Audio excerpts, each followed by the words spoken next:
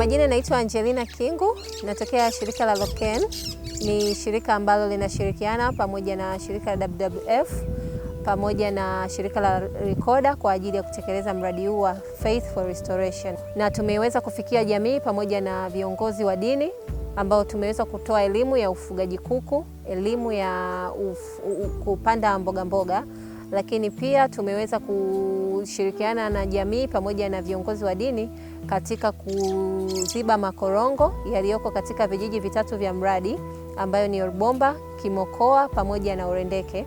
Lakini pia tumeshiriki kikamilifu katika kung'oa magugu vamizi yaliyoko katika vijiji hivi vitatu ambavyo yamesambaa katika wilaya hii ya Longido.